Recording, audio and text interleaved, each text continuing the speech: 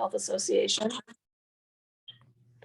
So this statement was developed by the Minnesota Public Health Association's Health Equity Committee and its partners for use at all MPHA gatherings. We ask that you take a moment to honor and acknowledge that we are on the ancestral homelands of the Dakota and Anishinaabe. Indigenous people have a long-standing history and connection to the land since time immemorial, and are the original stewards of lands and waters. Many American Indians were forcibly exiled from their lands because of aggressive and persistent settler colonialism and U.S. governmental policies, but they persevered. We make this acknowledgement to honor the Dakota and Anishinaabe people, ancestors and descendants, as well as the land itself. Alrighty, so now that we have done that, I'm gonna talk a little bit about the Minnesota SOPHI. So in general, our mission is to exemplify leadership and strengthen public health education for students and professionals in pursuit of health and wellness for all. Our vision is for healthy people, healthy communities, and health equity for all. SOPHI is an independent professional association that represents a diverse membership of health promotion and health education professionals and students in the US and several international countries. SOPHI members work in businesses, schools, colleges, universities, nonprofit organizations, hospitals, healthcare settings, and in local, state, and federal agencies. SOPHI's main priorities are to raise awareness of the connection between behavioral sciences, health education, health promotion, and the surrounding environment. Build knowledge and skills to help health educators respond to public health emergencies. Foster family, school, and community partnerships to build stronger and healthier communities. Strengthen the connection between behavioral science and health education with more comprehensive approaches to health education and health promotion. Improve advocacy efforts by educating policymakers and providing training and resources to help public health workers improve advocacy skills and increasing capacity among SOPHI characters. SOPHI promotes health equity, health behaviors, healthy communities, and healthy environments. And with that, I'll introduce Jaime, who is with Mpha.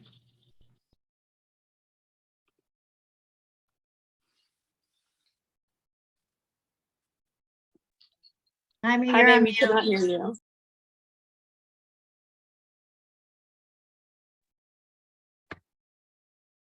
I'll start over. Thank you. I appreciate your reminding me to turn my microphone on. I thank you, Lauren, for handing it over to me. My name is Jaime Martinez. I am co-chair of the Health Equity Committee for the Minnesota Public Health Association. And I'm co-chair with Erica Fishman. So today I have the privilege and honor to introduce Mpha to you all. So Mpha, or the Minnesota Public Health Association, is an independent public health organization established over 100 years ago. We are the state affiliate of the American Public Health Association. Mpha is a volunteer-driven statewide membership organization. Our work centers on professional development, advocacy, networking, and supporting of public health colleagues. We have approximately 350 members in the state from many different areas of public health, and our membership includes students, mid-career professionals, and retirees. We encourage you to consider joining Mpha or SOPHI. There are many opportunities to engage in very, very important and I would say enjoyable work. This committee has been one of those committees that participated to create this event.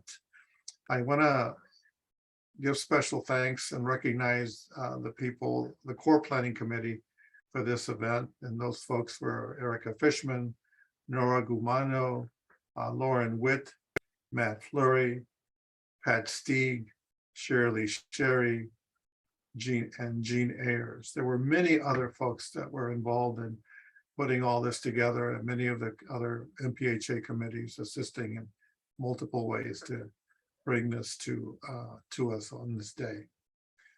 I want to also give thanks to our presenters and Dr. Ellinger, who will be our moderator for today's event.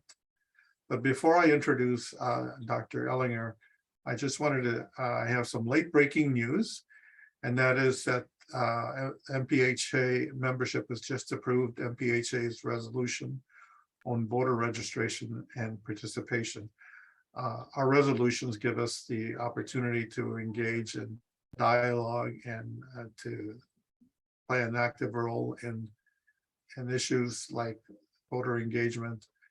So I encourage you to visit our website probably in the next 48 to 72 hours, and the voter registration resolution will be there. I encourage you to look at it, download it, and potentially think about adopting similar resolutions for your organizations. I wanted to say that this event, civic engagement and voting, shouldn't be considered a one-time event or twice a year event. I think that civic engagement is an everyday activity or should be an everyday activity for all of us, particularly now in the environment when civics engagement is so important for creating and maintaining a healthy democracy. So with that, I now want to introduce Dr. Edward Ellinger, who is a former Minnesota Department of Health Commissioner and the past president of the Association of State and Territorial Health Officials and the Twin Cities Medical Society and the Minnesota Public Health Association. He is the chair of the Health and Human Services Secretary's Advisory Committee on Infant and Maternal Mortality, provides coaching for the National Leadership Academy for the Public's Health, and advocates for public health, social justice, and community building initiatives locally and nationally.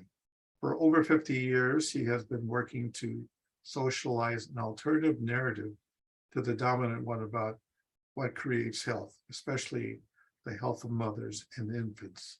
I would also like to say that Ed has been one of my heroes going back many decades, as I've had the opportunity to work with him and learn a great deal from him as well.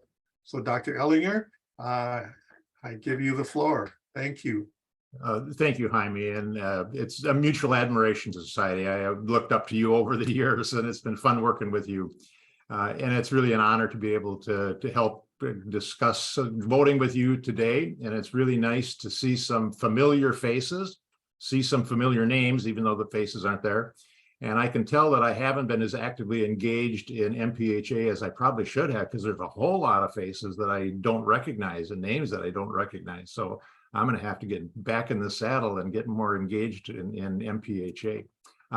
But still, it's really nice to be here. So thanks for the invitation. And I'm looking forward to this session.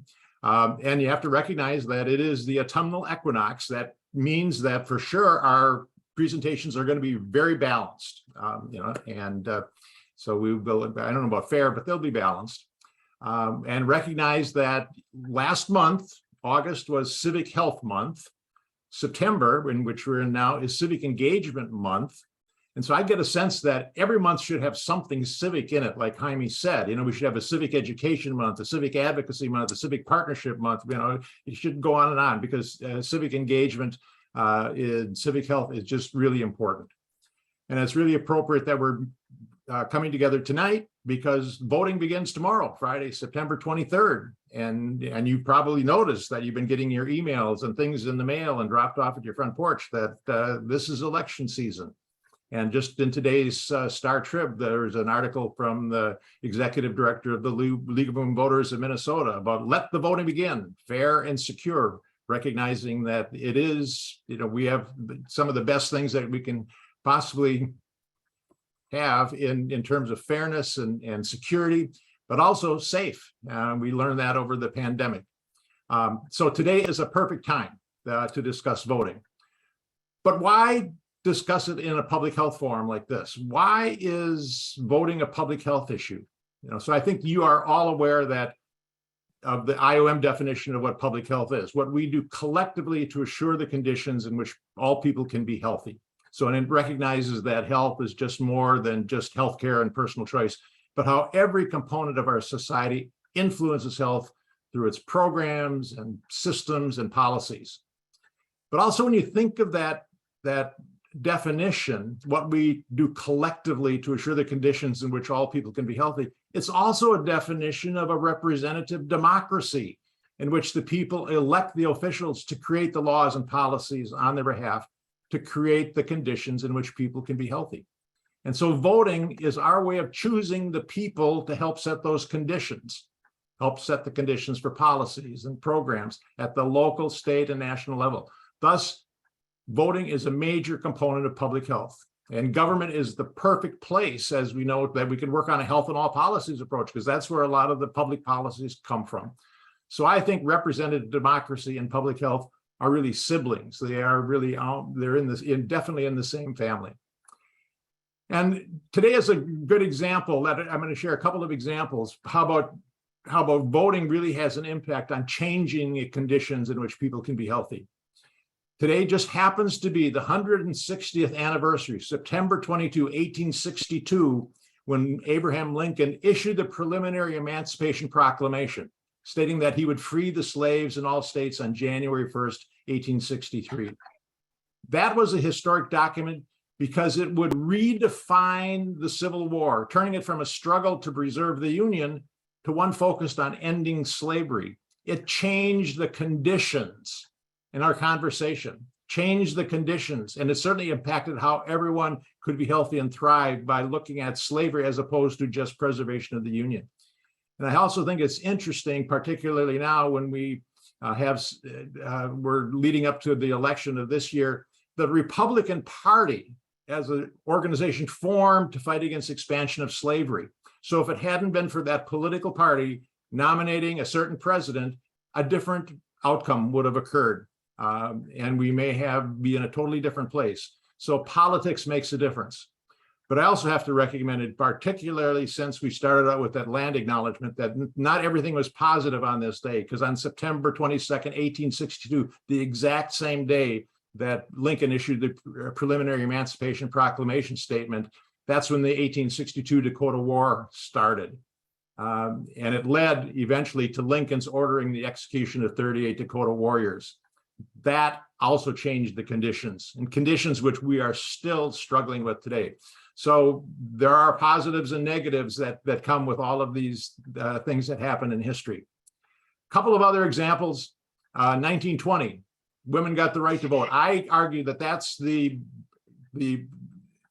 preeminent public health achievement of the 20th century. Women got the right to vote because it led to the development of birth and death records at every state, MCH programs, home visiting, and it led to a decrease in infant and maternal mortality in percentage points that we've never seen since that time. And the other one that directly relates to voting and health is the 1965 Voting Rights Act, which eliminated barriers to voting for Blacks in our country, which also led to some major declines in infant mortality, the work that I do. And also it was the one time when we really reduced disparities in outcomes. But those rights that we saw that were preserved in 1920 and 1965 are never secure. That's why, as Jaime said, civic engagement is an everyday activity, not just every 2 or 4 years and on a specific day.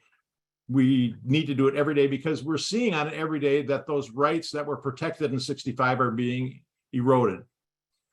And you have to remember, and I think this will come up in our conversation, that voting is about power. It's about individual and collective power. And we know that sometimes people with power don't want to share that power or want to deny power to people in groups that they dislike or disagree with. And this is particularly evident in this country, which is still battling with white supremacy and the racism that was so evident in the Civil War, but is front and center in many of the policies and procedures and systems that we have in our country, particularly related to people of color and immigrants and poor. And so voting is a way to show power. And for public health, voting is about building power in communities, all communities, that will lead to equity and optimal health for all. So before I turn it over to our speakers who are going to be talking about a whole variety of things, I want to highlight the fact that today is Bilbo Baggins' birthday. He was born in 1290. And Gandalf said about Bilbo Baggins, he said, Saruman believes it is only great power that can hold evil in check. But that is not what I have found. It is the small, everyday deeds of ordinary folk that keep the darkness at bay. Small acts of kindness and love. So why should I choose Bilbo Baggins? Perhaps because I am afraid and he gives me courage. End quote from Gandalf. So voting, I see, is a courageous and patriotic act. something that all of us, all small folk, all ordinary folk can do. And I believe it should be done as Gandalf said, with kindness and love. So we're going to talk about the courage that it takes to vote and voting as an act of power in advancing health equity. So we've got three presenters going to talk about that connection to health, about some practical information about voting, and then how to assess candidates for office. And we're going to start with Jean Ayers. She is the executive director of the Healthy Democracy, Healthy People. And I think you can get a little bit more of their bios on some of the information that was sent out by Mpha. She's going to be then followed by Heidi Klumpkin, who is co-president of the League of Women Voters of St. Paul. And then we'll come back to Lauren Witt, the Minnesota SOFI Advocacy Committee Chair. So Jean, I turn it over to you. Thank you, Ed. Thank you for your setting the stage. And I just want to start by congratulating Mpha and SOFI on the leadership that you've shown in Minnesota. I mean, I get to see everybody across the country in their work, and this affiliate has done a lot, and I'm excited about the passage of your policy, and I know SOFI has been passing policies too. So that's where I wanted to start, and then I want to share my screen, and I will give just a quick overview of healthy democracy, healthy people, and what we're about. And we're a coalition of organizations that have come together and to promote inclusive democratic practices and strengthen civic and voter participation as a social determinant of health. Let's see. So I think it's important or helpful to understand what our values and beliefs are. So I'm just going to quickly share these. We believe that health and democracy are deeply connected, that the health of our democracy and our personal and community health are deeply connected, and that inclusive, robust democratic practices or processes are vital to creating the opportunity for everyone to be healthy. And to advance health and racial equity, we have to assure full participation in the electoral system. When we believe all people are deserving of dignity, respect, and social inclusion, which is affirmed by access to voting.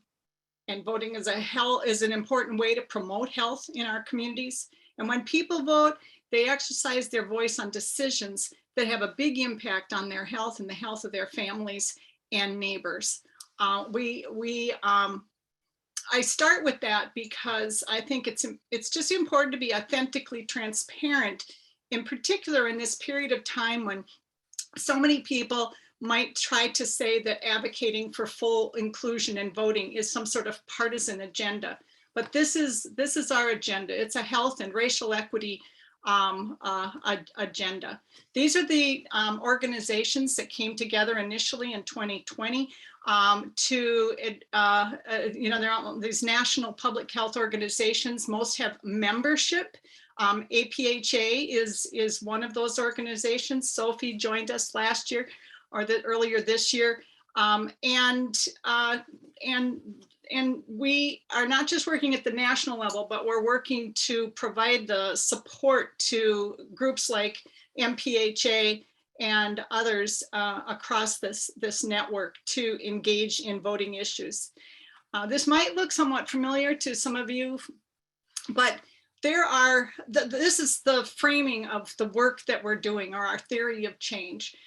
To advance health equity, we need to build power, and you can build power through these three practices: by organizing people and organizations, policies and resources, and narrative and research. So our work falls into those three buckets. The coalition I just showed you represents hundreds of thousands of public health leaders. And then we're also bridging the gaps or bridging connections between public health and civic engagement and electoral sector. And then providing tools so that communities can organize themselves to create their own healthy futures. We work to support organizing policies and resources and organize narrative and research. Those policies are at every level. And again, you just had a good example of policies. And the thing I'm going to spend most of my time here with is talking about what we thought in 2021 after the election. We had joined together to promote healthy voting during COVID, but after the election, we said, well, there's something that public health can do, and that is organize the data and help strengthen a broader narrative. How do we lift up the connection between voting participation and health through research and policy statements in order to build public and political will? And at that point, we said, this is basically the broad narrative that we are lifting up. Higher voter participation influences the power to influence policy and creates better health. The inverse is also true. So what we did was we compared 12 public health indicators and voter turnout to the restrictiveness of voting policies in each state. We started out thinking we were doing a state scorecard, but we ended up calling this Health and Democracy Index. So we're looking at those two areas, health data, and then voting access and ease of voting data. And we uncovered that states with more voting access and greater civic participation have better health outcomes. Communities that vote are more engaged and can influence policy decisions that have a big effect on their health. The voting metrics that we used was called the Cost of Voting Index. And it refers to the time and effort associated with casting a vote. It is intended to characterize the overall electoral climate of each state. And states are ranked from 1, which is the easiest, to 50, which is the hardest. And Texas was 50, and Oregon was 1 in 2020. And it includes voting buckets such as voting registration practices like automatic voting registration, online voting registration, voting from home options such as no excuse absentee or all mail elections, voter ID policies such as whether or not a government issued ID is the only form of acceptable identification, restoration of voting rights for those who are currently or were previously incarcerated, hours of operation for polling locations, and early voting options. These are the elements or the data that's in this cost of voting index. And then we compared and analyzed that index to 12 public health indicators. And this included both individual and broader social determinants of health indicators. We only included them if there was evidence-based link between an indicator and civic engagement. So the individual and community health measures are listed here: self-rated health and mental health, adults receiving disability benefits, premature mortality and infant mortality, chronic disease prevalence, active physicians per capita uninsured rates, and overall health ranking based on America's health rankings. And then we also included poverty, community and family safety, and income inequality, the Gini index. And when we analyzed all of that, we saw a very clear pattern that there was where there was more voting access, we saw better health, and where there was less access, we see less health when we plotted this out. And you can take a look at this. But anyway, we did all that analysis and we thought we've got to make this digestible or easy for people to be able to access. And we created a website, which you can walk through this. This is a quick little walk through the website, and then we'll come back to a couple of these items. But we're less voting, anyway, it's going fast because it's just showing you that you scroll through the website and you can find out all these things, but the narrative is also written there. So it's interpreting that data with you. The next thing that we did then is you can see we did you can then look at that data and do a picker where you look at inclusive voting, vote at home, restrictive voting, or voting rights, and you can see where those policies are and how they influence the pattern on the plot. You can also do the same thing with the health metrics. You can look at infant mortality, for example, and see how that works, or overall health. And each time you can see how it shifts or where it moves your state and how it influences. And, you know, there are all those metrics that I mentioned earlier. You can select a state. Look, I'm going to select Minnesota. And then you can look at each of the metrics, and they're explained in here.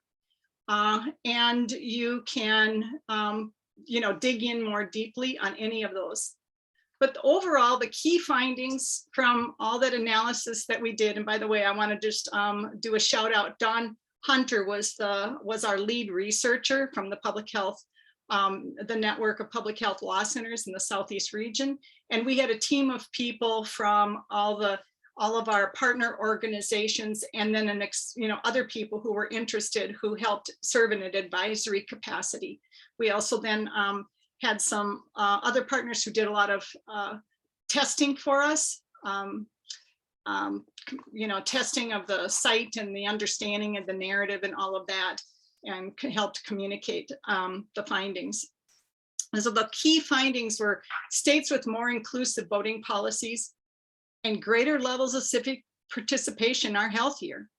And that pattern just kept showing up. States that make elections more accessible through policies like automatic and same-day registration, strict, non-strict voter ID, felon re-enfranchisement, mail voting options, they enjoy higher levels of voter participation, greater social cohesion, and stronger public health outcomes. And where lower voter participation is happening, that drives health disparities. So people who are experiencing poor health or have disability are less likely to vote. Also, rates of infant mortality, this is another example, are higher among Black and American Indian communities than white communities. But where we see this disparity shrink for all racial and ethnic groups in states that have better civic participation. So it just reinforces this learning that we're doing. Just every generation leaves behind a legacy. It'd be really fun if our legacy was full voter inclusion. Thank you. Thank you, Jean. Interesting information. I'm sure there'll be lots of questions that people will have. So when you have questions, put them in the chat. But we're going to go through all of the presenters first, so we make sure that everybody has a chance to speak, and then we'll open it up for some broader discussion. So Heidi, you're on now. Well, thank you so much for the invitation. I have a few links as well, and I'm going to start putting them in the chat so you can access them as we go through. I feel like I've been doing this for 2 years. I should remember exactly how to use that while I'm sharing my screen, but I don't always remember. So thank you so much for having me. As co-president of the League of Women Voters St. Paul, I've learned so much about voting and elections.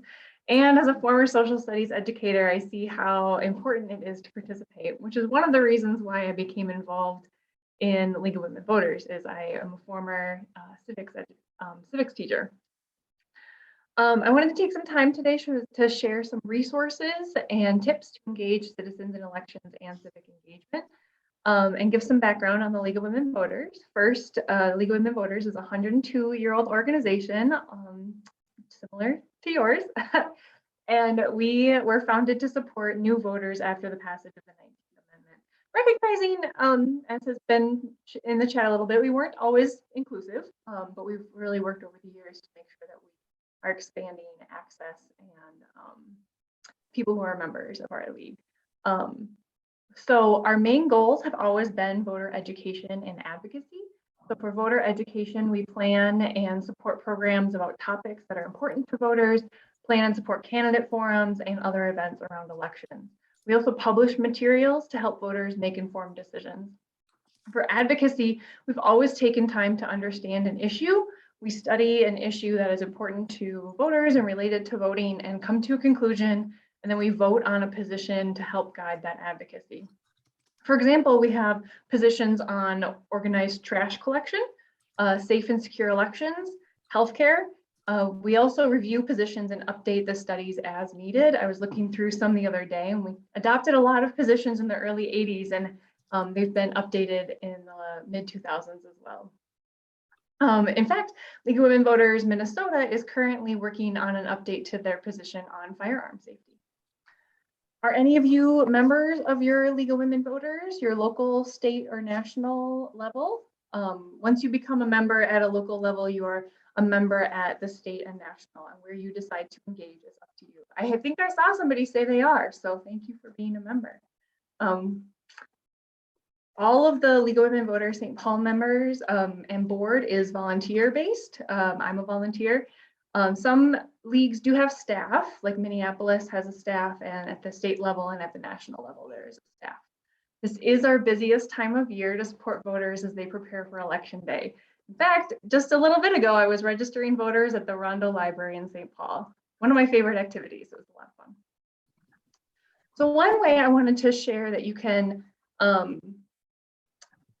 find information about voting is the Vote 411 page. And so I wanted to walk through a little bit about how that one works. And I did put that link in the chat. So Vote 411 is a way to find out if you're registered to vote. You can verify your voter registration and find out what's on your ballot. When you want to verify your voter registration to make sure that you've voted or registered to vote since the last time you voted, you go here. This will link to the Minnesota Secretary of State website where you can answer the question of, are you registered to vote? So if you all wanted to do that, I did put the Secretary of State website in the chat, so you can come here as well and find out if you are registered to vote. You'll all find out my information now. Please don't steal my identity. Find out how old I am. So it'll ask you these questions. You put in your housing information. And it's nice when you put in the zip code, it narrows it down for you. Sorry, I always forget what street I live on. And then it'll come up and it says, yes, I'm registered to vote. So I'm all set to go. And one reason this is helpful this year is there was redistricting recently. So you got to make sure to see if anything has changed or if your polling place moved, which mine did. So it's really helpful to see that I'm going to the same place I did during the primary phase. So you can also click on this polling place finder. And that'll come up and also share my district information. So I can see who my representatives are, what areas I'm in, what regions I'm in, and how that has moved. Another great thing about the Secretary of State website is also linked here is the list of candidates and a sample ballot. So you can see what exactly will be on your ballot and it'll download for you. And you'll see what it looks like when you come to election day. Especially this is really helpful for newer voters because they can see what to expect when they're going to go and vote. One other thing I really like is this list of candidates, and it has them divided by the race, but then it links to their webpage. So if you're interested to learn more about these and how they're campaigning for themselves, it'll link to their webpage here if they have one. Sometimes when you come down here to the judges, they don't always have a webpage. So yeah, I really love that. Did you all share if your polling place has moved? You can look that up and make sure. Sometimes people have been voting in the same place for a very long time, and sometimes it changes quite a bit, whether if you're moving or if things have changed a little bit. So yeah, if you want to share if your polling place has moved or if your district has changed because of redistricting, that would be an interesting thing to see. Okay, the next one I wanted to share is also on the Secretary of State site for elections and voting. It's really helpful to find out who is eligible to register to vote. So if you're helping somebody else or if you have questions about your own eligibility, you can come here and they've got really helpful tips on what is required to register to vote in Minnesota, including all these questions here in the middle of like how to register if I'm a college student or under a guardianship or in a nursing home or hospital. One thing that we work with a lot is college students and registering them. They can choose if they want to decide which residence is their primary residence for this election, whether it's a place where they've lived previously or in their dorm rooms.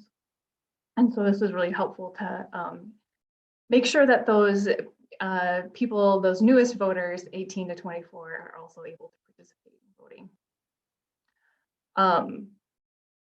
Another way to find information is going back to Vote 411. And if you saw on the homepage, they have also a section to find out what's on your ballot. This one's a little different because they have questions directly asked to the candidates. So like many other places who will ask candidates and print a voting guide, we have this information printed and available, and you can compare candidates across the races and see them next to each other as well. So we also can access the website of the candidate, but also they have these questions down here that they filled in. So if you're looking for a way to participate and you see some of these online guides and maybe a candidate hasn't answered the questions like we see here, you can always reach out to those candidates and ask them to complete the guide. And it's a great way to participate in this and find out the information to have that available for not just you, but for other voters who are using this as a resource. One other thing that they have on the Vote for One website is all of the forums and candidate information. So if there's an event happening where candidates are there speaking and answering questions in person, those videos will be uploaded here and you can watch them later. You can see that some of these are from the primary. There's actually a candidate forum happening tonight for District 66. So it's happening in just an hour. So if you're with that, that'll be broadcast and available at the League of Women Voters St. Paul and League of Women Voters Roseville. Have any of you all used Vote 411 before? It's been around for about 16 years, kind of on and off, and they're really hoping to make it continuously available over time, especially because it can be available in both English and Spanish. One thing I discovered though is that when you do switch to Spanish, the candidate responses stay in the language in which they responded. So when I was looking earlier, Betty McCollum's responses were still in English, but everything else was in Spanish. So I really like that website. I find it very helpful to get information and to find information about candidates. There's a couple other helpful websites I wanted to share, especially I was thinking about like disengaged voters and how people can think about engaging with voters, people who might be frustrated with the way the election process works, like the electoral college or partisan gerrymandering, and being unfamiliar with local government, it can be easy to disengage. So I wanted to share two more things. One is on the Secretary of State website, they have this election results page, which I think is really cool because you can look at election results from past election, you can make comparisons. It goes back all the way to 1992, which I just really love. And these are statewide elections, so they don't have necessarily something every year, but they also have data and maps. So some people who are visual can go in and look at that voter data and look at who's been requesting, who's been engaged in voting and things over time. And the other one I wanted to share was the Ramsey County elections. And so I live in Ramsey County, and I find that my county election site is pretty robust with information. It has some overlapping information as the Secretary of State, and yours might as well if you're not in Ramsey County. But they also have a data section and election results. They send out a newsletter at the end of every election season, looking at turnout and comparing it to other years, and not just comparing it to the previous year, but also years similar. So like we're in a midterm election, so they'll compare it to other midterm years. And in St. Paul, we vote for a city council and mayor in the odd years, and school board too sometimes. And so they'll compare those years with other years too for voter turnout and such. Those are the kind of the big websites I wanted to share. I wanted to highlight a few things. I think I've got like a minute left, maybe 30 seconds. I want to encourage you to think about engagement beyond elections as well. When your newly elected government is sworn in, you can continue to engage with them by inviting them to panels to hear about their work. They might not always be available, but oftentimes they really want to talk to the people. You can engage in those days at the Capitol where you lobby things. We have a Women's Day at the Capitol. There's also, I work in history, there's a History Day at the Capitol. Also attending meetings and councils and sessions and things like that, and signing up for newsletters. And making a plan to vote with people is another way to stay engaged. But I think that's it, and I'm happy to answer questions after our next presenter. Heidi, thank you very much. Lots of really good information, and you're reminding us of the theme that's going on, that civic engagement is not a one-time thing. It's an ongoing thing, not just on election years, but every time in between. And I'm sure there'll be lots of questions coming up, but let's now turn over to Lauren. Lauren Witt, you're on again.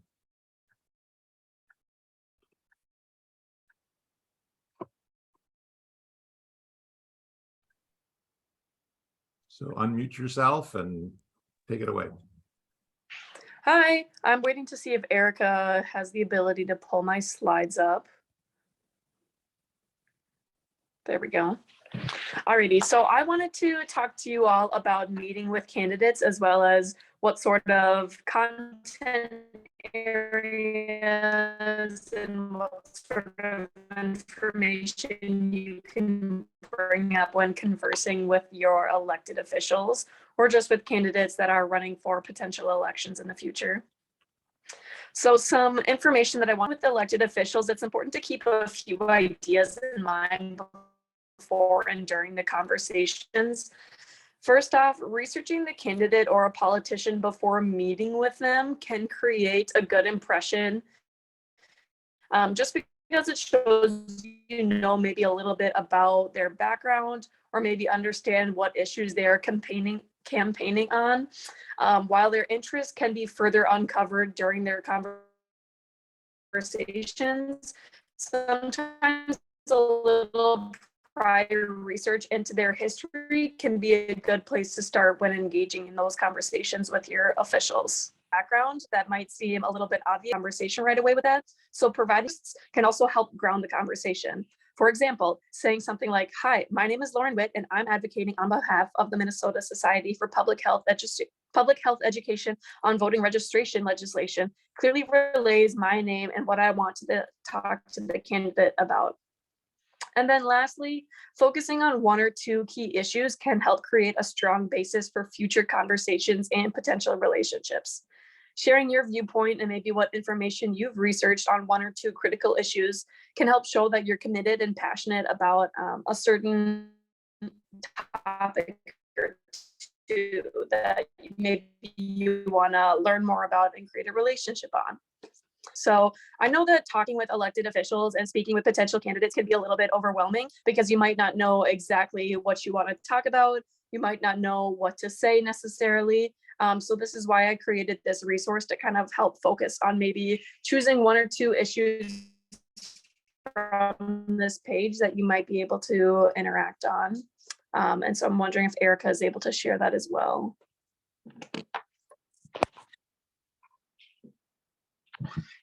And so while she does this, I also want to preface this by saying that this document is intended to supplement personal research and political conversations that you're having. When looking over this, it's important to consider how you feel about the questions that I posed on this page, as well as what your answers might be when looking over them. Minnesota SOPHI and the Minnesota Public Health Association are nonpartisan organizations. We do not influence you in the decision that you make. The main priority with this document is that we want you all to be educated voters, and we want to empower yourselves and your communities to be educated voters as well. So as you can see, there are going to be a number of questions as well as considerations to have when looking over this document. So I'll just go over the first one so you can understand maybe the reasoning behind this document. So as you can see, the topic is going to be public health. And then some of the key questions that come to mind when considering public health and campaigns, as well as just in general, you might think or ask, how will you support the public health workforce? Now, these ones are meant to be a little bit more broad, just because the candidate might have a lot of different ideas about what they want to do with this area or what they're allowed to do with the funding. Next, what funds will you allocate towards public health infrastructure? followed by how will you ensure that public health authority is maintained and strengthened? So as you can see, they're a little bit more broad just because it allows the candidate to share their viewpoints on what they think is most important related to this. Now, you might want to pose a couple comments or have a few considerations in mind, which you can see after the fact. So I've included social determinants of health, as well as access to an improvement of housing, jobs, and food security, because in the public health world, we know that those are some of the key areas that we focus on in public health. So throughout this document, there's going to be a number of different topics. So as you can see, the first one is public health. The next one is populations of color and American Indians. And then that is going to be followed by a couple other main areas of focus on when you're wanting to engage with the elected officials. So I just want to stress that I don't intend for you to talk about every single question and every single comment on this, but these are all different considerations and different areas that you can consider when you're planning to engage with candidates or elected officials. And then one thing that I wanted to point out is the last page. So if you want to engage in more pointed questions and understand what a candidate's background is on certain issues, I recommend that you focus on these questions at the end. And so these are Minnesota SOPI resolution as well as Minnesota specific questions. So Minnesota SOPI has passed a number of different resolutions since we've been formed. And so some of these questions are based off those resolutions, as you can tell, and then some of them are based on just relevant information or topics in Minnesota that have been important to consider. So I'll just go over the first one as well, so you can kind of see it and understand maybe what the point of it was. So in 2021, the Minnesota legislature awarded local and tribal health departments $6 million to enhance and fortify the public health workforce in the 21st century. How will you support the effort and maintain needed funding to strengthen the public health workforce and infrastructure? So as you can see, it's a little bit more of a pointed question. It definitely has a little bit of factual background to it, but that's because it might be important for you to bring up some facts when talking with the elected officials, just so you can understand what is actually going on, and then pose a question to see what they will do based on the facts that they're provided. So again, I want to stress that Minnesota SOPI and Mpha are nonpartisan organizations, and we do not promote a certain party or candidate, though we are emphasizing the importance of being educated voters. And so with that, I will say that this resource will be posted on the Minnesota SOPI website in the next few days. It will also be sent out to everyone in the days to come afterwards. But again, I really emphasize that you look over this. When planning to engage with officials, choose a couple different areas that you want to focus on and consider what your answers to the questions are, and then align your answers with the candidate so that you can best cast a ballot. So I encourage you all to share this with your communities, with your family members, with loved ones, so that everyone can be educated voters at the polls. Thank you. Thank you, Lauren. Appreciate that. I'm sure there'll be some conversations about how to ask questions and what to ask. So we're going to have a little conversation here with our three presenters, but I want to start with a couple of things. One, as you're well aware, or maybe you're not, one of the definitions that of public health that I use is public health is the constant redefinition of the unacceptable. The constant redefinition of the unacceptable. And you will note on this panel, we had 3 white women, and in addition to a white guy. And we did, which if we're looking at disparities in equity, we need to have a more inclusive group. And we did, the planning group did look at that and tried and was unable to it. But, it is something to strive for. So just acknowledge that there was an effort, but just effort by itself, we need some results and we need to change. And so that's one thing about unacceptable.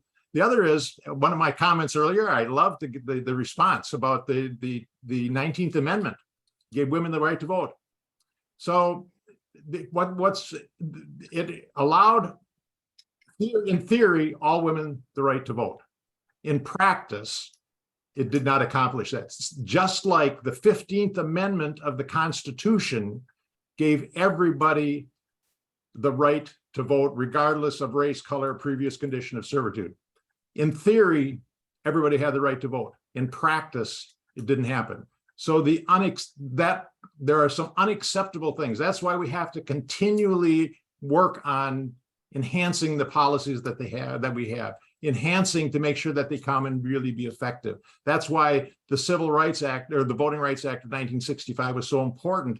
It underscored all of the ineffectiveness of previous laws. And so that's one of the things that we have to do, constant redefinition of the unacceptable. So let me just start with Jean. One of the things, the question that came up right away in terms of, Minnesota, we've got, great voting participation. We're always #1. And yet, and you had mentioned in your talk that, where there's higher voting participation, the disparities go down.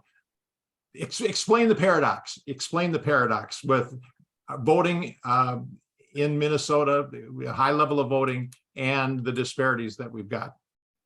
Yeah, what I can say is that we came together to do the Health and Democracy Index, and we started out because we were looking at the data from other countries and saying, oh, where they're more inclusive, where the voting is higher, the health is better.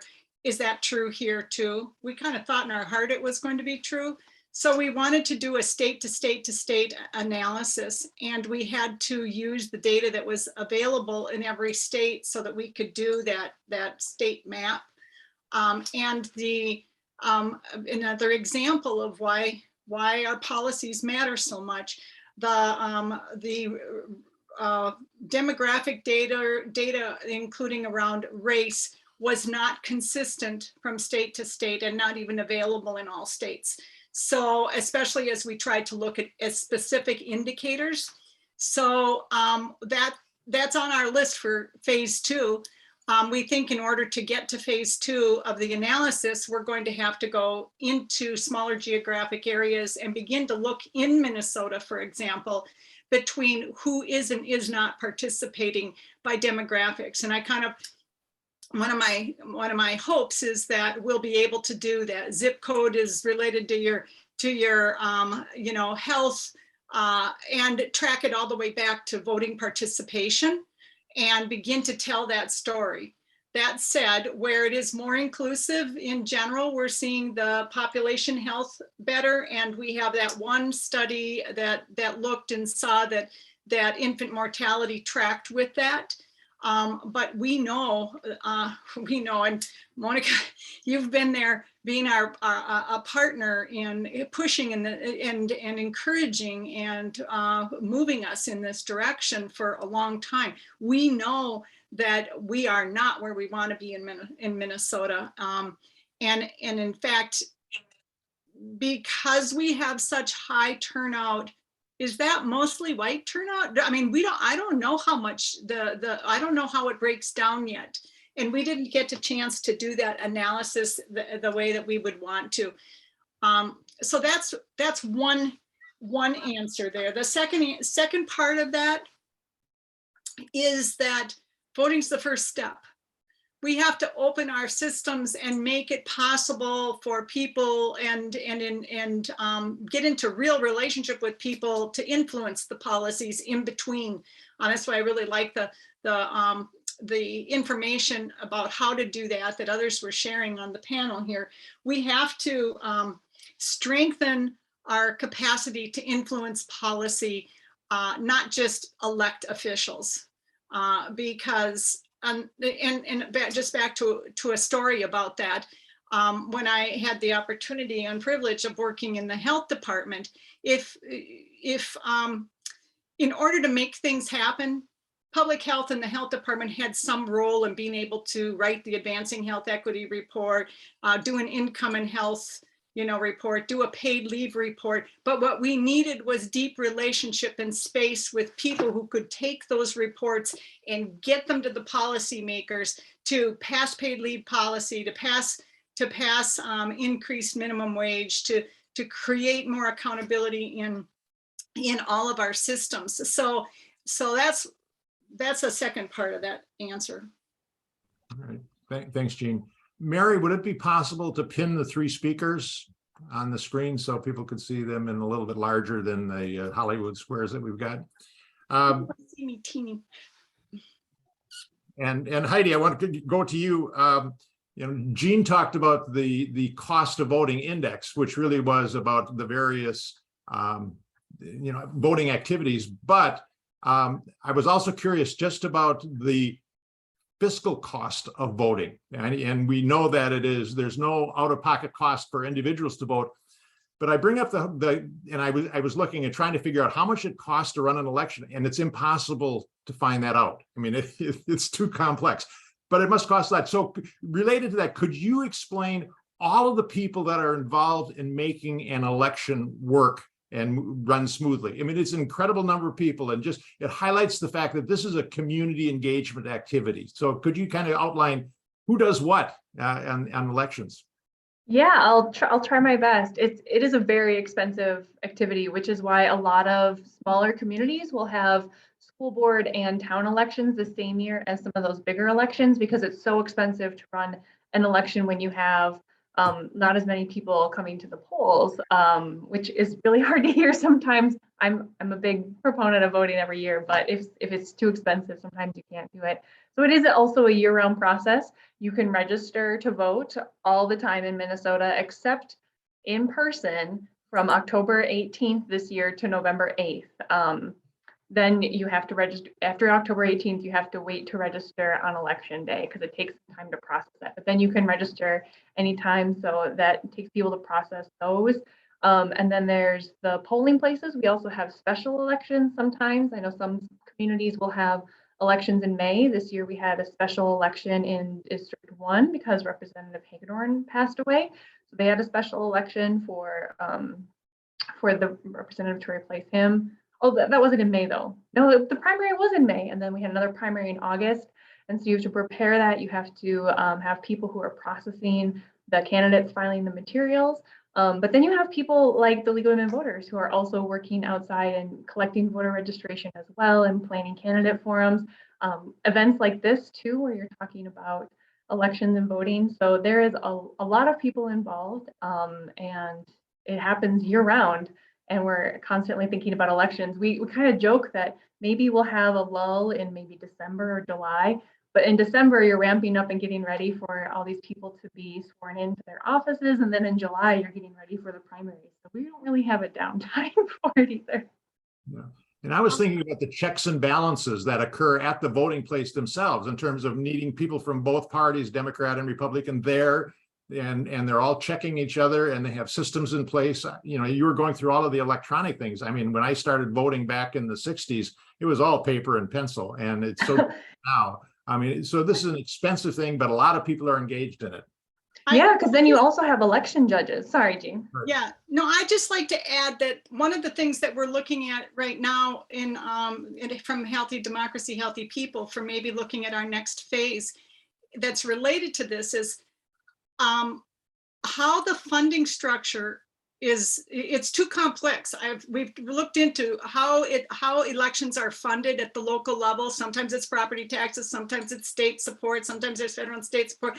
And because it's so complex, so one of the measures that we want to look at is length of time that it took for the numbers of polling locations or drop boxes. Those are some things that we can begin to identify that are that potentially could demonstrate inequities and or opportunities to make improvements. So there's so many decisions that are being made at so many levels that could create a more robust system, and or are currently there is a big effort to make it harder for people to vote, challenge more votes. People are being trained to challenge everything, just that which in areas where there are more populations of color, and then that slows things down to the extent that people just can't wait in the line anymore. So there's actually some strategic efforts going on. That is why I think it's important for public health to be, as Ed said, we're siblings to the election infrastructure people. So thanks. Yeah, if you have an opportunity I also wanted to do, oh, sorry, Lauren. No, I just was going to go off on the election piece, because I know we a lot of us consider that just voting is maybe a barrier access to voting. There's a lot of barriers to voting. And so one conversation that I wanted to highlight was actually with the Hmong Public Health Association. They were a different group that we did try to bring in as a speaker to this. As Ed said, we're all white females on this board, besides Ed, but obviously we realize that voting is definitely not just people who are white, and it's not just an issue that we face, but specifically the Hmong Public Health Association, they had brought up that there's a lack of bilingual election judges. And that's something that me, as a primarily English speaking female, I've never encountered that barrier, and I don't know what that's like. And that's something that poses a barrier to voting. And so we know, as Jean has kind of showed, that access to voting is associated with, not access, but voting is associated with healthier communities. And so we need to consider how we can get our different target populations into this. Because a lot of the communities that we're working with, they don't speak English primarily. They speak Hmong, they speak Italian, they speak Russian, they speak so many other languages. So that's just another barrier to voting that I wanted to emphasize. Thank you. And Lauren, while you are speaking here, one of the things I would like you to go into a little bit more about the nonpartisan thing that you had mentioned, because being nonpartisan doesn't mean that you can't have a position on various policies, on various programs, right? Mm-hmm. Yeah, so we have definite perspectives on issues, and an organization can't support one candidate or another, but you can say, this is what we support. This is what we're really trying to do. We want to have a increase we want to increase the price of tobacco. We want to increase the price of alcohol. We want to, do all of these things. So can you talk a little bit more about that nonpartisan thing without softening our message about what is really important in public health? Yeah, and I think it's really important, obviously, as I emphasize, Minnesota Sophie, we're nonpartisan. And while it may seem that what we advocate for might align with one party or another at certain times, we're really just advocating for educated voters. And so it's really important to understand the health impacts that policies create. And I think that's something that is maybe not as well known in the public health world, but just in general, the health impacts that policies have on populations.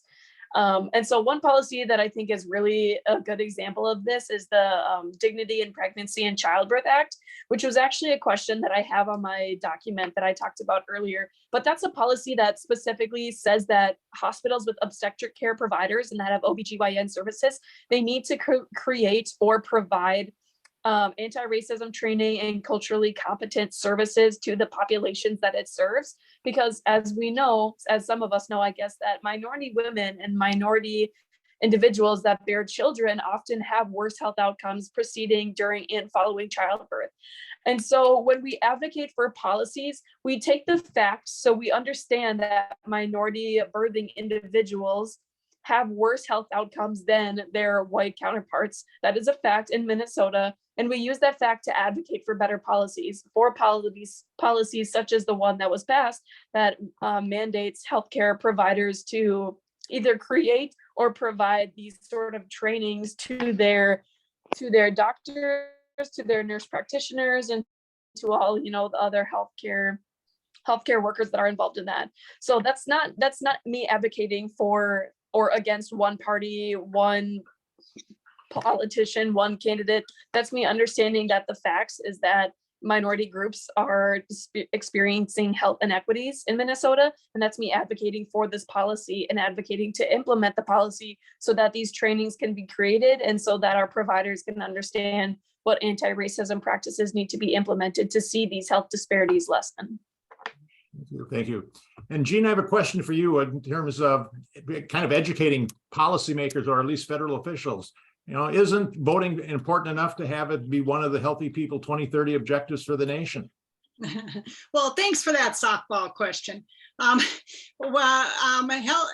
People 2030, which many of you likely know, sets sort of the national health goals. And then in the state health department, we say, oh, that's in the national health goals. We're going to incorporate them into our state health goals. And then county and city health plans begin to incorporate those objectives into theirs.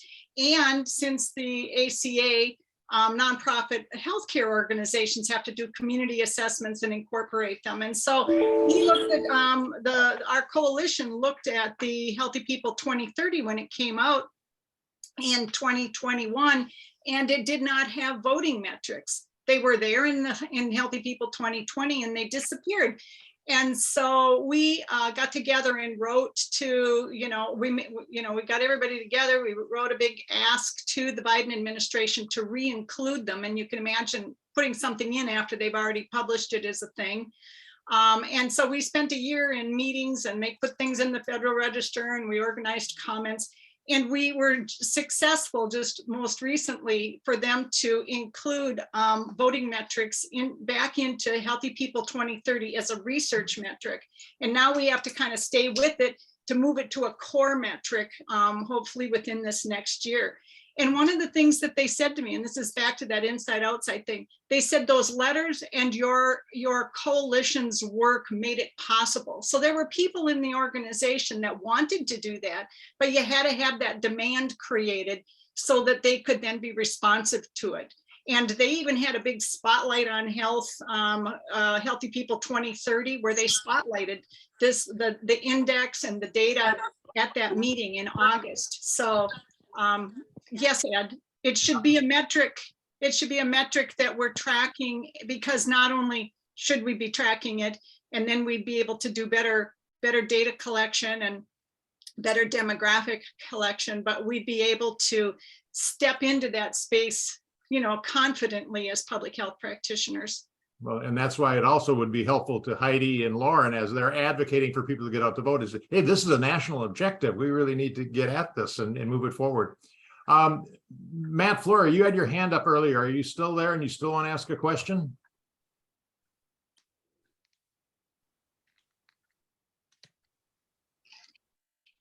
Sorry, it took me a while to find the mute button.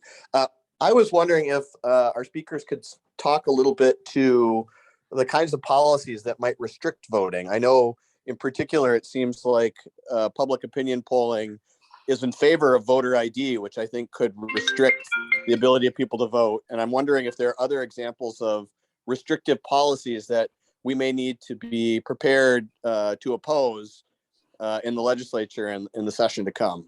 Could you comment on that? Heidi, do you want to take that? Let's let Heidi take first stab at it. Okay. Yeah, voter ID is definitely a topic that comes up a lot. And in Minnesota, we did vote down voter ID. Was that 27? I don't remember what year it was, 2011, 2012.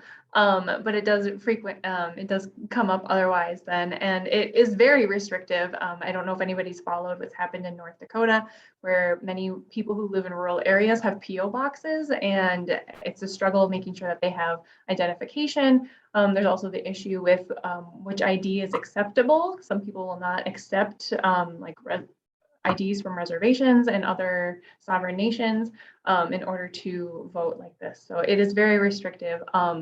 One thing I learned, if anybody's ever read Joan Groh's book, Turnout, Joan Groh was Secretary of State in Minnesota in the 70s and 80s. And she talks a lot about how voter registration came in and was starting the process of also making it difficult to vote. But it's kind of a tracking system too, to make sure that people are available. But that's something I've grown up with and known my whole life. I was just really surprised when she was talking about that system and how that has made it harder to vote. Obviously restricting the times available to vote. If anybody remembers, I think in 2016 or 15, Minnesota finally allowed no excuse absentee voting. We used to have to provide an excuse before, which was often a challenge if people just couldn't get out of work. We did a program last year about barriers to voting, and I included those links hopefully in resources that you'll get after this if you're interested in watching an hour-long program. And one of it was about young people voting and the barriers that they face. And sometimes it's not that, it's a law that we are able to take off work to go vote. But if they have 3 jobs and classes to go to, they may not be able to make that work or take the time to educate themselves about it. So sometimes those barriers, when we try to open them up, they still exist no matter how hard we try. So I think keeping an eye on things that will make it harder to vote is definitely a good idea. One thing that we saw too with Jean's presentation, Oregon was ranked #1 because they automatically mail people their ballots, which is a great way to participate. You don't have to take the time off to vote. You can sit with the ballot and study the people, which is another reason why I love the no excuse absentee voting in Minnesota as well. It's making it easier, making sure that people take the time to go through the process. Jean, any thoughts? Yeah, first, Minnesota has a lot of great, I mean, we're the earliest for early voting. We have all these really good things. We're actually number 15 in the cost of voting index in terms of accessibility. We have not created any restoration of voting rights for people who've had criminal, have had incarceration. That would be an area that would and should, I think, if we're going to be serious about expanding and assuring that everyone is being able to vote, that affects a lot of people. And all the things that we have, we can't take for granted, because even though we have, a fairly accessible voter registration process, it isn't going to go away. People are going to keep coming back and say, we need voter ID, we need voter ID, we need voter ID. And it took a lot of work by many, many people to overturn that measure.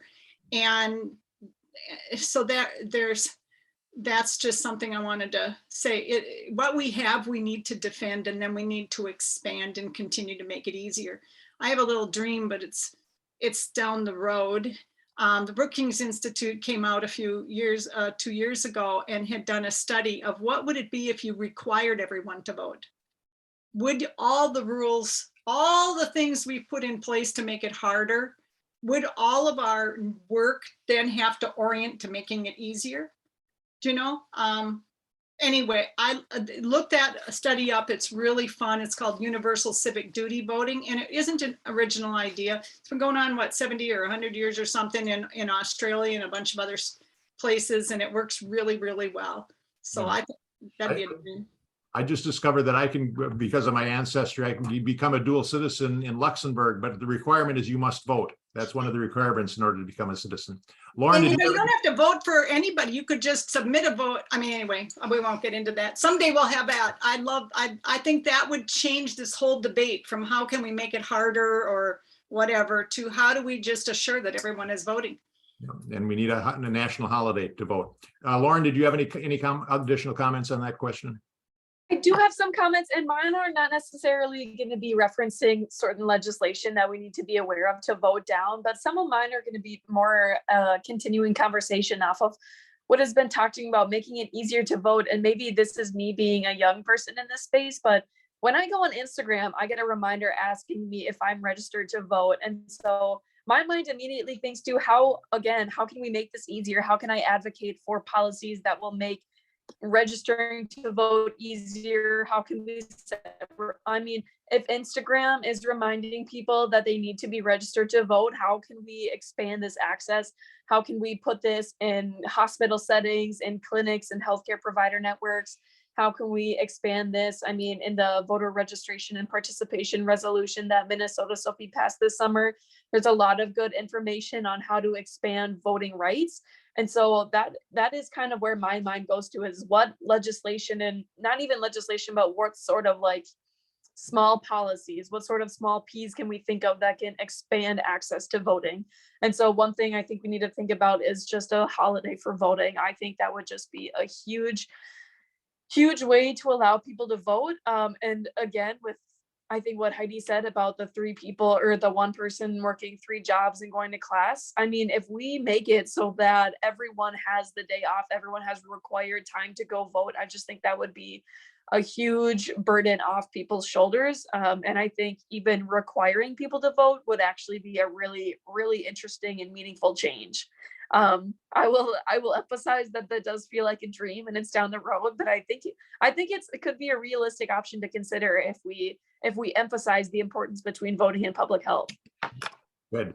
Well, we're getting close to the end of time, but we have 3 hands up that I would like to. Before you go, I just want to put a little damper on the enthusiasm around a national holiday for voting. I really think it deserves more analysis. The election workers are feeling like, some election workers in some studies I've looked at say it actually will increase the disparities. So I think it needs more in-depth look before we think that's the whole solution. there's never one solution that solves all problems. We had Ray, his hand dropped down. Jaime, Yeah, or Ray, are you still there? my question was the effect of COVID on moving the elections more online ahead of time at the voters' convenience, that suddenly it's a pandemic and we've got elderly voters at risk. We also need a day off too. Thank you. Can I start there? Yeah, certainly we learned a lot from COVID. We made it safe and secure, and I know, Gene, you did a lot of work on that with healthy people, healthy democracy. I just want to say that so many people came together to assure that we had elections. I was in Wisconsin for the April primaries and it was a disaster. And by the time the election came around, so many groups had come together to promote the opportunities people already had to vote early, vote by mail, make their own plan. So many places created new opportunities and both temporary and permanent increased access in terms of mailing. And we had, consequently, in the middle of a pandemic, the highest turnout we've ever had. 100 million people voted by mail. We had increased turnout across all demographic areas and all political parties. I thought we were going to get to celebrate that. I didn't know we were going to move into this other narrative.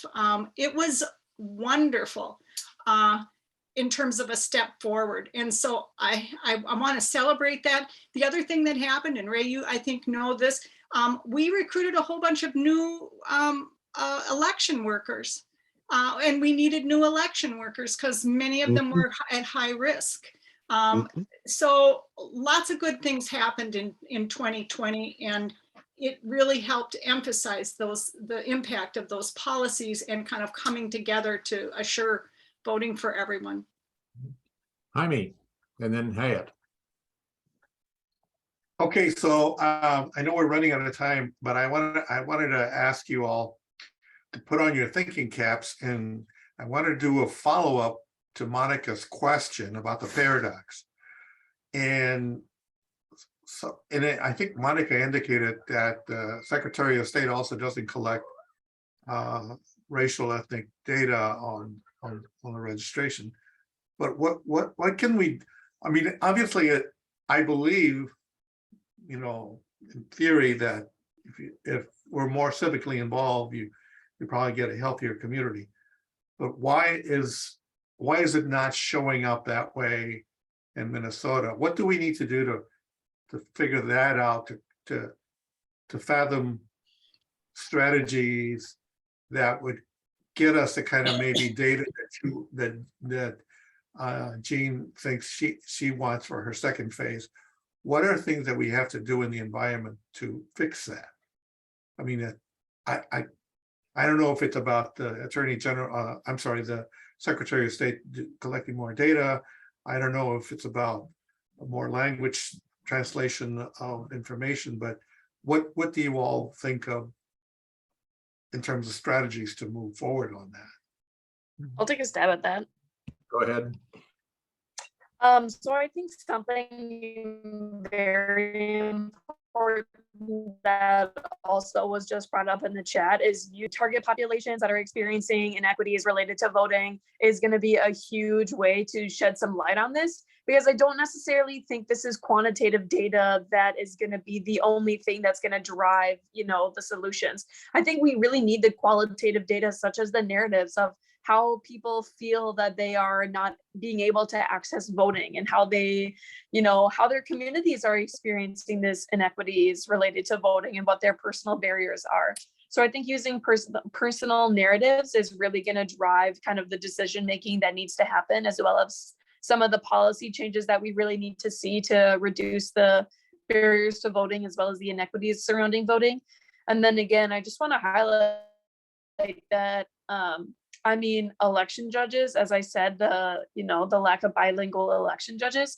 I mean, in Minnesota alone, we have a large large ethnic populations. You know, I know the Hmong population is one of the largest in Minnesota specifically. And so I think one of the key things is that we need to think about is how can we distribute these voting resources in other languages, and how can we really get more bilingual election judges, and how can we just create more resources that are tailored to the communities in need, to these targeted communities, because that's going to be a huge way to lessen the burden that it is to voting, as well as increase awareness and education about voting in general and how it really is impacting public health and overall health outcomes when you cast a ballot and you vote. Go ahead, Heidi. I'd add to that, one thing that we've been working on is really making sure that we're partnering with people who represent these communities. The League of Women Voters, I'm sure if you imagined a representative from there, it's usually an older white woman, and it's not the population of St. Paul. So we really try to make sure that we're working with the community members to make sure that they have a voice and can register voters as well. So for example, in high schools, we have the students do programs. So like we actually pay students $100 to do a voter registration project, because if I go in there to register voters, that, I don't know, they might not want to talk to me. But having the students do it, 1, builds the engagement, 2, makes it a habit, and then 3, they're seeing their peers as well. So we do that. We had a student during the census who was able to do a project about the census in English and Somali. So that was an outreach that we hadn't been able to have before, and it was really, really great to see. So again, trying to partner with the communities and just supporting what they need has been working for us, kind of. Yeah, and Jaime, with this, we have to socialize the whole idea of targeted universalism. Just like focusing on people with disabilities actually helped everybody else. Focusing on infant mortality among American Indians, Alaska Natives actually impacts the health outcomes of the white population. So we have to say, relook at that targeted universalism as part of our conversation and re-socialize that. Can I just add something? So you got a minute. The policies, a couple of policies that would be very helpful in terms of targeting are automatic voter registration in enrolling when we're enrolling in Medicaid. We kind of sort of don't exactly have it with we have it kind of with driver's license, but think about the difference there in terms of who these populations are. And well, anyway, that's a big potential policy, but there's a lot of targeted efforts. Oh, and there's a great thing that was on NPR today, just highlighting the importance of having Native people, American Indian people, actually being the ones registering and talking to people. That people need representation from their own community in order to see the importance of this work. So we have, it's incumbent upon us to do that kind of recruiting that you've both mentioned. All right, Hyatt, you get the last question. Okay, so I just want, because I work with elections. I have been working with Ramsey County, as a head judge, and then early election, and I'm working currently with City of Minneapolis as a satellite supervisor, for the election. I just want to let you know that maybe there's also room to improve, for voter registration. It happened to us, for example. I will just give you one example. Somebody will show up with a proof of, because there's the only need for proof of who you are and where you live, so they show up with a proof of ID. Then for proof of residence, sometimes they bring their tax return, and it's not acceptable. There's a list of things that they are not acceptable. There's only a specific bills that they are acceptable, and many other things that we would love to have them accept, but they are not acceptable. And if we make them acceptable, then that will really help, the voter registration. I want just to bring your attention to that. And for the ethnic participation, what I did notice, the few first weeks of voting, early voting in person, absentee voting, for the city of Minneapolis, we were having between 70 and 90% of Somali, like out of the whole number, they are Somali who are voting, like out of 70 for one day, it was like maybe 60 plus were Somali, like most of the voters are from that, ethnic. And I don't know what they did, but they did something, and I would love to see like the Hmong population doing maybe the same thing and be, represented that way.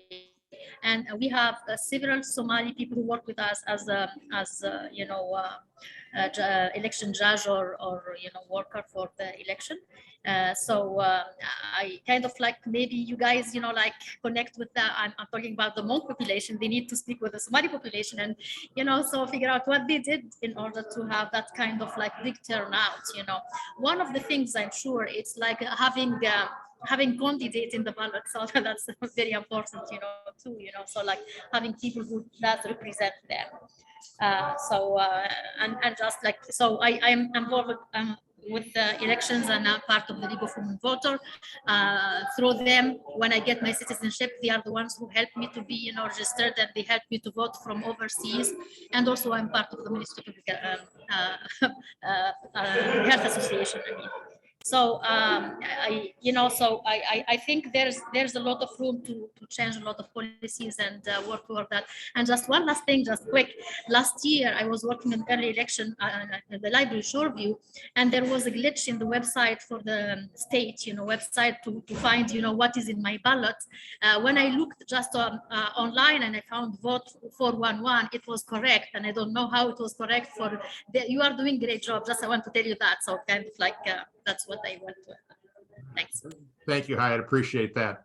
I'm just going to remind you before I turn it over to Mary to close it up. We'll be a minute or two late, but just remember that definition. What we do as collectively as a society to assure the conditions in which people can be healthy. That's our job as public health workers, assuring the conditions in which people can be healthy. That's also our job as citizens, and we do that by voting, by running for office, by campaigning, by doing all of those things to get the right people to make the decisions that can help make all of us healthy and have a society that supports everybody to be healthy and thrive. Mary, it's up to you to close us out.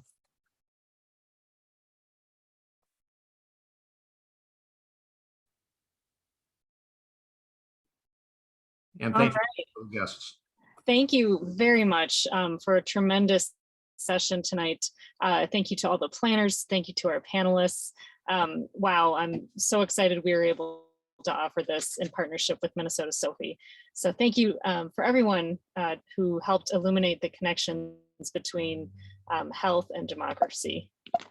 And just one more slide to say, if you are not a member, please join us. Actually, you can also become members of other organizations that were here tonight. And then I've just listed a couple of our upcoming Mpha events, several committee meetings, and at the end of next month, we're starting it in October this time, is our next policy forum series. And the theme this year is Safety is No Accident, Public Health Approaches to Injury Prevention. And the first of these 4 sessions will be focusing on injury prevention in the home. So we hope that you can all join us. Just a reminder that the meeting recording and materials will be sent out afterward. I would imagine it'll be Monday or so, so look for that in your email inbox. Thank you so much, everyone, and have a wonderful night.